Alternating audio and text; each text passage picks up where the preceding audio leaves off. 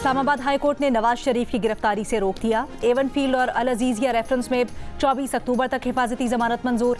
Toshakhana case में एहतसाब अदालत ने भी नवाज शरीफ के वारंट मुअत्तल कर दिए। इस्लामाबाद हाई कोर्ट में नैब प्रोसिक्यूटर ने कहा, नैब को नवाज शरीफ की हिफाजती जमानत देने पर कोई एतराज़ नहीं। अदालत ने कहा, आपकी रजामंदी से ऑर्डर कर रहे हैं, अगर आप इसकी मुखालफत करते तो फिर मेरिट पर दलाइल सुनकर फैसला करते। एहतसाब अदालत के तहरीरी हुक्म के मुताबिक वकील सफाई ने कहा, नवाज शरीफ पाकिस्तान पहुंचकर अदालत पेश होना चाहते हैं। अदालत पेशी के लिए नवाज शरीफ के वारंट मुअत्तल किए जाते हैं। नवाज शरीफ अदालत में पेश नहीं होते तो नैब वारंट गिरफ्तारी पर अमल दरामद करे।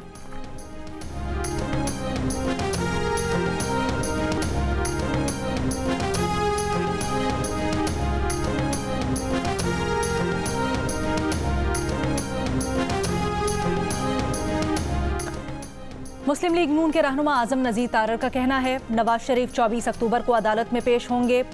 21 अक्टूबर को दुबई से पहले इस्लामाबाद फिर लाहौर पहुंचेंगे। उनके वतन वापसी के स्केड्यूल में कोई तब्दीली नहीं की गई।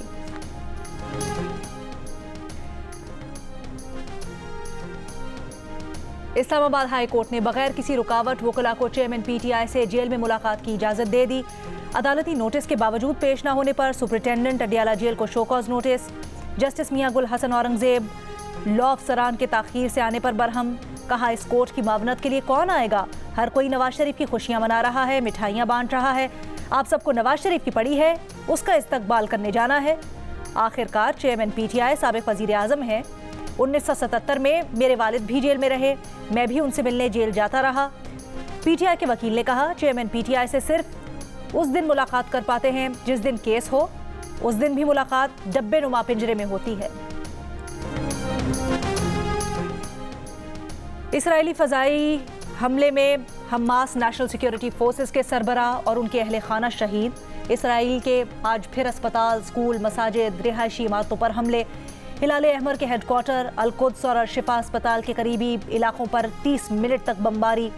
अल-कुद्स अस्पताल से 100 मीटर के फासले पर मिसाइल गिरा तो अस्पताल का अमला, मरीज और पनाह लिए फ़लस्तीनी सहम गए।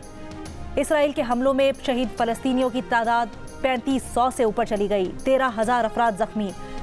गजा से मुल्हिका जनूबी लबनान के सैदून सिटी से तारिक अबुल हसन और अली इमरान सैयद पर मुश्तमिल जियो न्यूज़ की टीम की गजा इसराइल जंग की कवरेज जारी। अमरीकी महकमा खारजा के सीनियर ओहदेदार जॉश पॉल ने बाइडन की गजा पॉलिसी पर इस्तीफा दे दिया।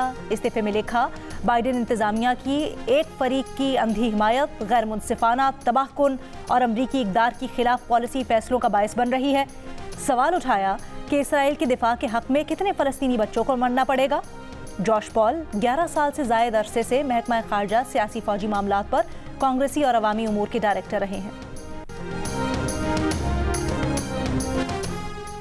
कराची के लिए एक ही सहमाही एडजस्टमेंट में बिजली दूसरी बार महंगी होने का खदशा। के इलेक्ट्रिक की बिजली 3.02 रुपए फी यूनिट मजीद महंगी करने की दरखास्त। नेपरा में समाअत जारी। हुकूमती दरखास्त पर इसी सहमाही में नेपरा कराची के लिए बिजली 3.28 रुपए फी यूनिट महंगी कर चुकी है।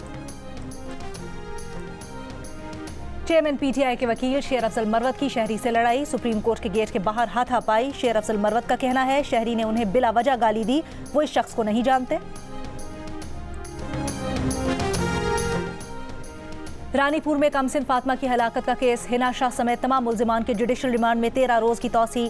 तफ्तीशी अफसर के मुताबिक मुल्जिमान की DNA रिपोर्ट मेडिकल बोर्ड को भेज दी गई है। मुल्जिम फयाज शाह की जमानत की दरखास्त की समाअत कल तक मुलतवी। मुल्जिमा हिना शाह को विमेन जेल सखर मुंतकिल कर दिया गया। पाकिस्तान स्टॉक एक्सचेंज में कारोबार के दौरान तेजी का रुझान। 100 इंडेक्स 900 से जायद पॉइंट्स के इजाफे के बाद 50,300 पॉइंट से ऊपर रिकॉर्ड किया गया।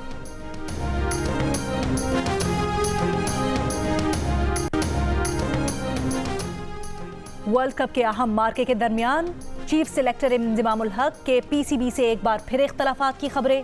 PCB से अलग होने पर गौर। ज़राए के मुताबिक इंज़िमाम और PCB के दरमियान अंडर 19 के हेड कोच की तकर्री पर इख्तलाफात हुए। PCB ने शाहिद अनवर को हेड कोच मुकर्रर किया, जबकि इंज़िमामुल हक ने मोहम्मद यूसुफ को हेड कोच लगाने की तजवीज़ दी थी। PCB का कहना है कि इंज़िमाम की नाराज़गी से मुतल्लिक उनके पास कोई इत्तला नहीं।